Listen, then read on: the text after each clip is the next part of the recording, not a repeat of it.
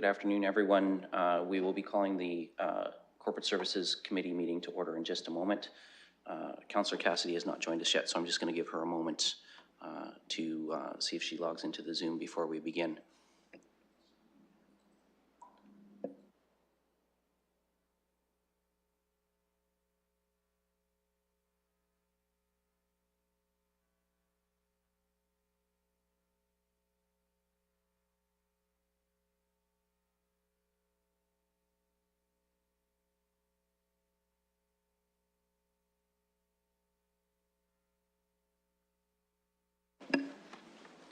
Okay, colleagues, I'm not sure if Councillor Cassidy is going to join us, but we're going to begin the meeting as it's now 12:01.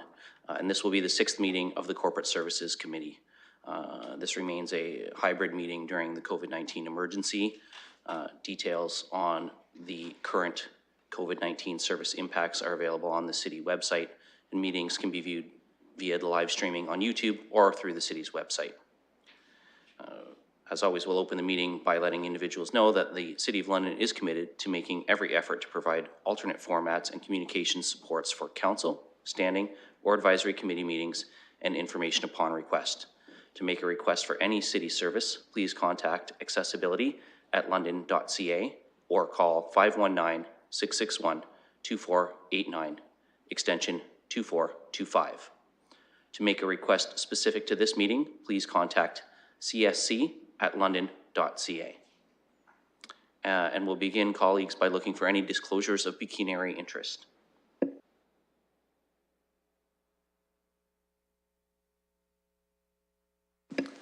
Seeing none, we currently have no items for consent, but I'm going to put this option forward for colleagues' consideration. Having discussed this with the clerk, we could put items 4.3 through 4.7, the applications for issuance of proclamation, together and pass them as a consent motion if colleagues are so inclined, rather than dealing with them one at a time as items for direction. So I'm just going to look to see if there's consensus on doing that, or if anyone wants to deal with any of the proclamations separately. And welcome, Councillor Cassidy. So I don't see anyone looking to deal with any of the proclamations separately. So we'll just give the clerk a moment to make that a consent bundle, and then we will open the vote on that. And we'll look for a mover and a seconder on that. Moved by Councillor Fife-Millar and seconded by Councillor Hamou.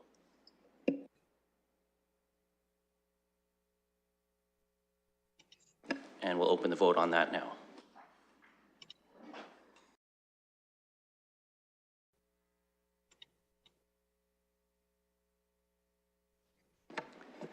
Closing the vote, the motion's passed 5-0.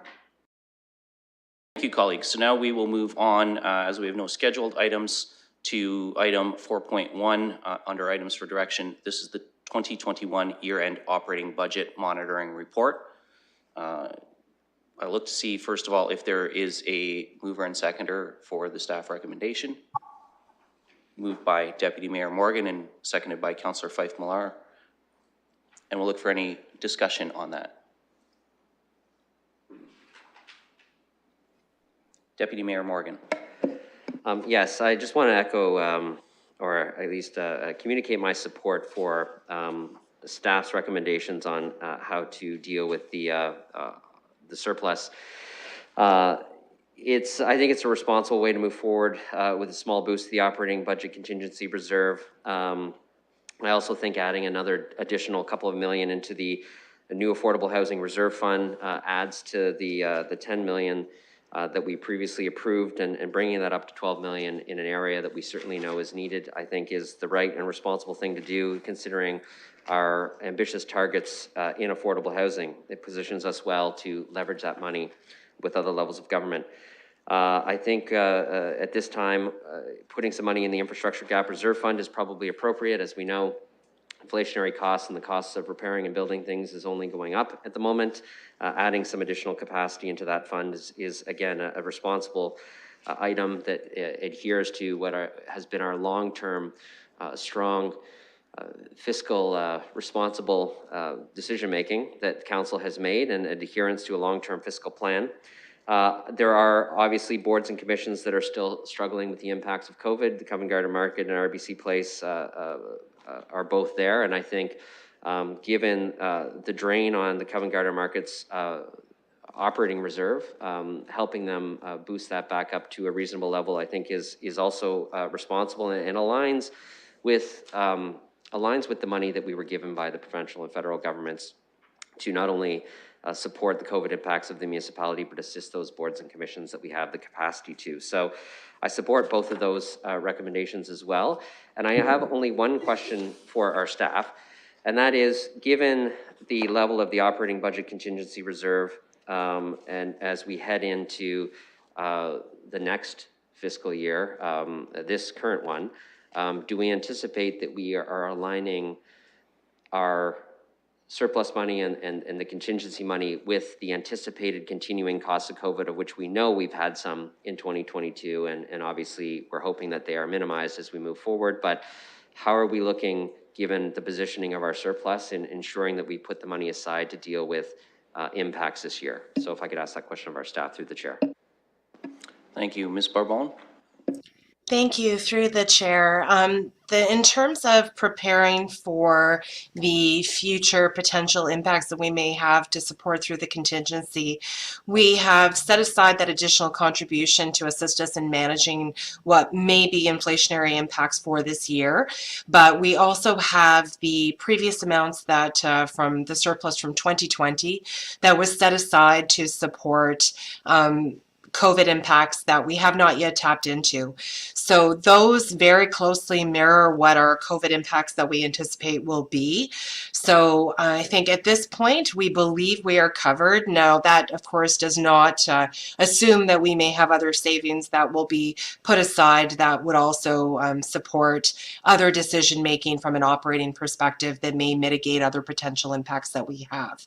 So from an inflationary perspective, we're certainly trying to anticipate what might be coming, but I think, you know, noting that we are still not at our target yet from the operating budget contingency reserve fund, this does get us there, but we also have other levers from the operating budget itself and how we're managing our impacts this year to further assist in mitigating other impacts that we may see that may be unforeseen at this time. And Deputy Mayor, you have a follow-up? Yeah, so I'll just, it sounds to me like what you said is we put aside some money for inflationary pressures that we anticipate are coming this year, and we have some money set aside to offset predominantly the majority of our anticipated costs of COVID in 2022. And so I see nodding, so I'm gonna say, you know, for all those reasons and the reasons outlined in the report, I'm certainly supportive of moving forward with this recommendation today. Thank you, Deputy Mayor. I'm going to go to Councillor Cassidy next. I do see Councillor Van Holst and Budget Chair Pelosa have joined us and have their hands up. I'm going to go through committee members first, and then I'll go to visiting councillors. Councillor Cassidy. Thank you, Mr. Chair, and thank you for those responses to the Treasurer. Building a little bit off of that line of questioning, I'm wondering if knowing that we still are having COVID related expenses, do we anticipate receiving any additional relief and support from the provincial government during 2022? Ms. Barbone. Thank you, through the chair. At this time, we're not anticipating. There's nothing that we're aware of that we expect to come.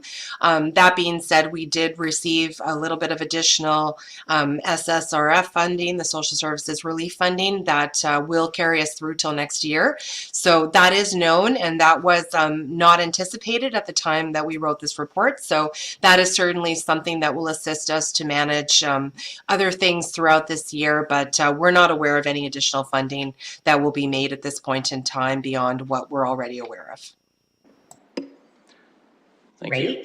Councillor Cassidy, do you have any follow-up? Yes, thank you, Mr. Chair. So that is good news about the SSRF funding. So I just want to go to the final part where we actually go back to the council policy. So all of the other contributions to reserve funds and things like that are notwithstanding the council policy. So there's, a little bit of money left over once the 3.3 million, once we've dealt with all those other aspects.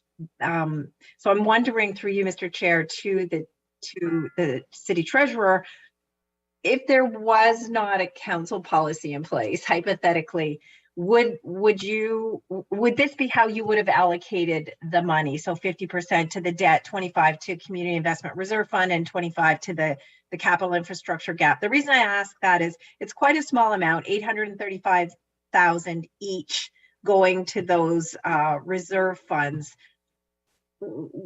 Could there be another way of doing this that might, I'm just trying to get your overall thoughts on this. Would it be better to allocate the entire amount to the debt, or is it prudent in your view to continue with the council policy for that bit of money that's remaining? Ms. Barbone?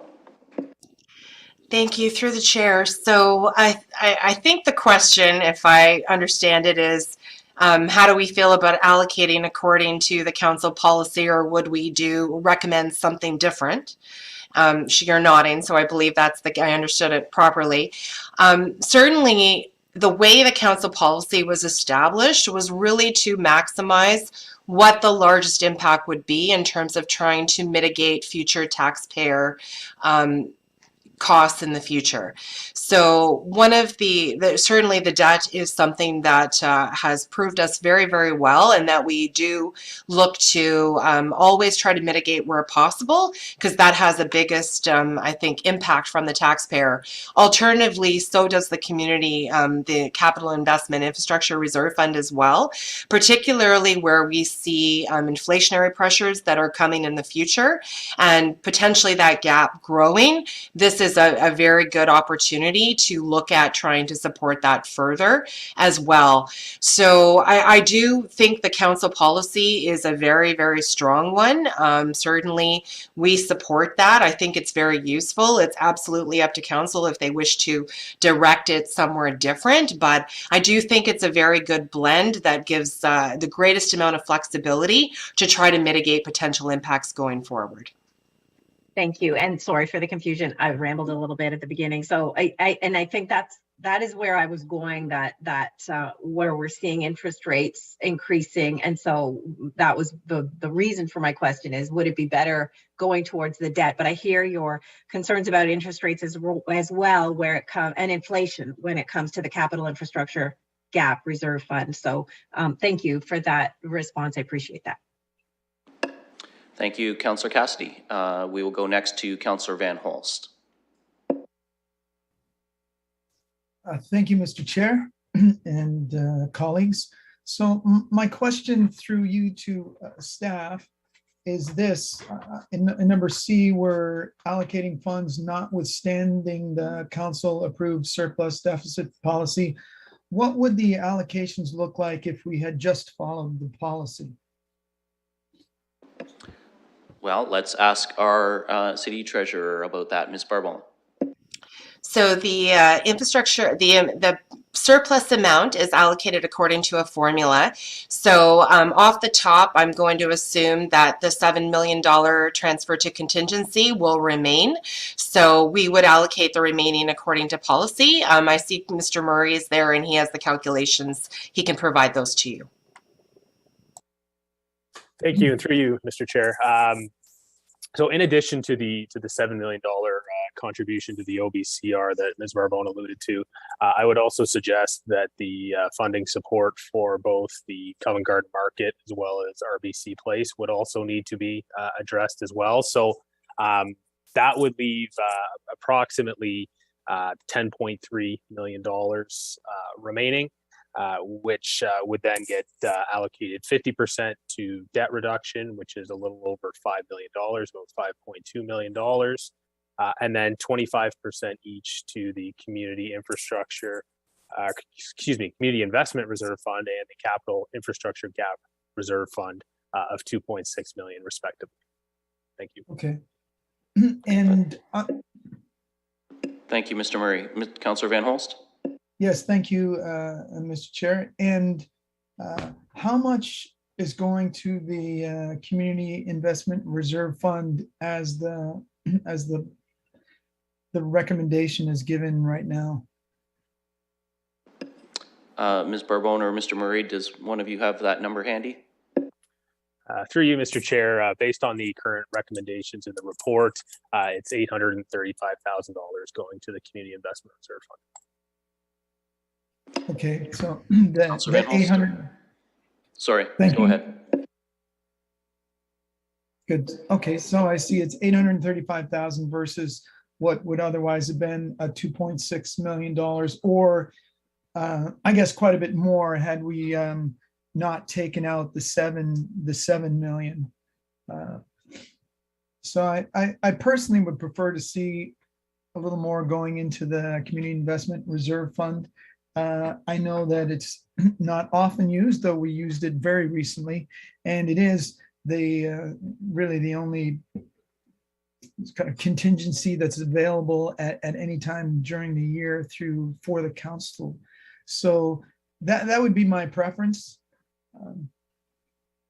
Otherwise, I see that many of the contributions here still line up fairly well to what the normal distribution would be. So those are my comments. I may at council recommend something else, but I'll look forward to the continued debate. Thank you. Thank you, Councillor. And we do have our budget chair with us, Councillor Pelosa. Welcome. And if you'd like to go ahead and share your comments or questions. Thank you for recognizing me. Thank you for recognizing me, Mr. Chair, at your committee. And thank you to staff for this report. We certainly meet behind the scenes about it, but glad the committee is having such a robust discussion about it and what their vision would be for these funds. I support the city's finance team's recommendations that are before us, and just want to make committee and council aware of a couple of things from behind the scenes. The Climate Emergency Action Plan is a new report that we just received at council. So I was just going to ask staff to speak of where project funding for that might come out of, if it's the Infrastructure Gap Reserve Fund, if there's climate needs in there, or if this is more part of the multi-year budget strat plan coming forward. If staff could just speak to that to give committee and council an overview. Certainly, we will look to Ms. Barbone for some feedback on that. Thank you. Through the chair. So essentially the Infrastructure Gap Reserve Fund, there are a number of life cycle projects that are already planned. That is the biggest source of funding to support that. So where there are things that might be appropriate that are already planned as part of our budgets, that would be able to supplement it, because there may be some inflationary impacts that may support potentially doing things in a different way to try to mitigate where possible some of the renewal of the infrastructure, taking into account the climate change lens that is going forward. So certainly we believe that through the multi-year budget is where, through the strategic plan that will precede that process, will identify where additional funding, if required, may be needed to support future things. But in the meantime, this will be able to, where it's appropriate, provide an additional funding source. Until that time, we'll be able to mitigate potential impacts if there's no funding source prior to that time for a project that's already planned. Thank you, Ms. Barbone. Councillor Pelosa? Thank you for that clarification for everyone's interest. I just thought that was important discussion, since that's what we've been having at council, where the funds would come from, as it's also been raised by the public. Thank you, Mr. Chair. That's all my questions and comments. Thank you, Councillor. And seeing no other councillors waiting to speak. Oh, wait a second. Councillor Van Holst, your hand is up. Is that a holdover from your last round?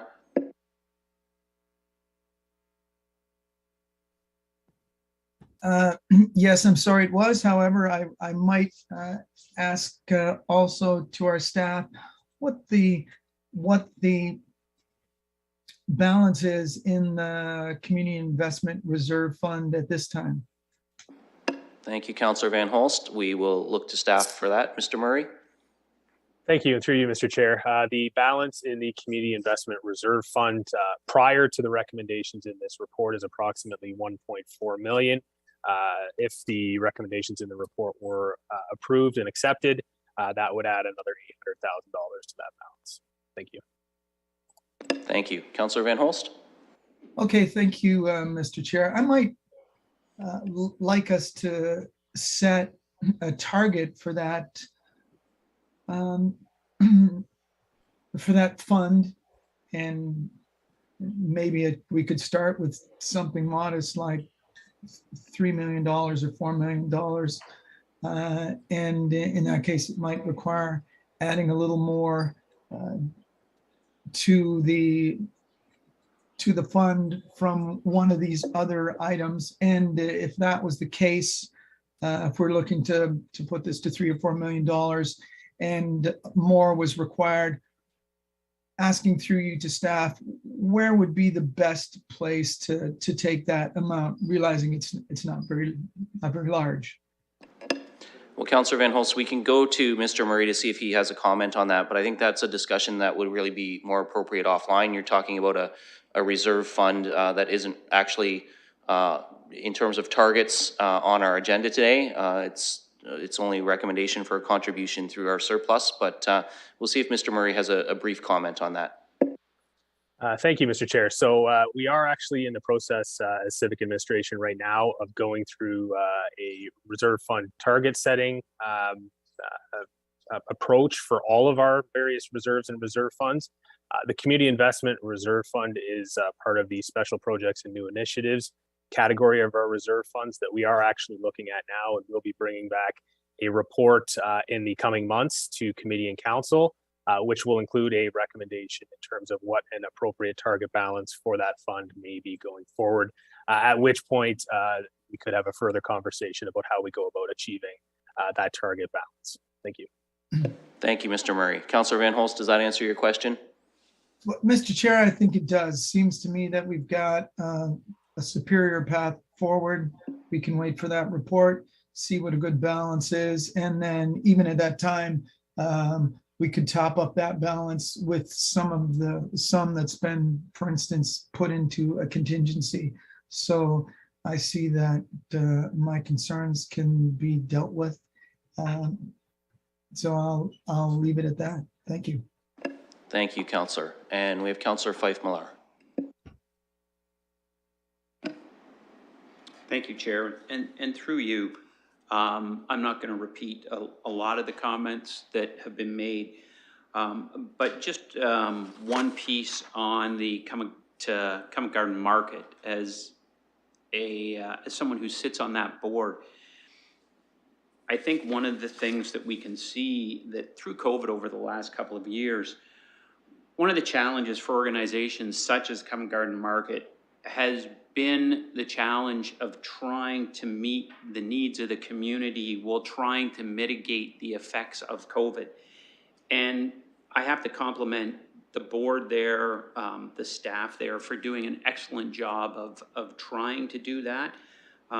One of the major sources of revenue for Covent Garden Market has always been and will always continue to be parking revenue, which has been a challenge over the past 2 years. I greatly appreciate the support from staff on this, and I greatly appreciate the support of my colleagues on this, because I think when we look at our downtown, I think Covent Garden Market tends to be one of those important areas that we need to ensure comes out of COVID in a positive way, and I think this does a lot to do that. So again, I fully support staff's recommendations here. I think it gets some of the dollars where they have to go. So thank you very much. Thank you, Councillor. And seeing no other speakers, we will ask the clerk to open the vote.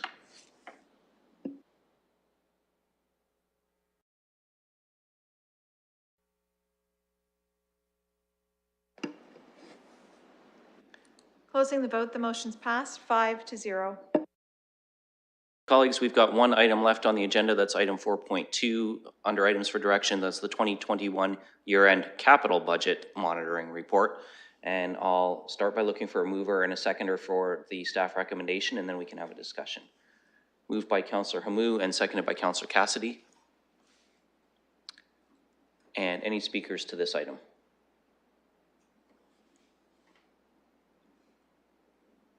Seeing none, we will get the clerk to open the vote.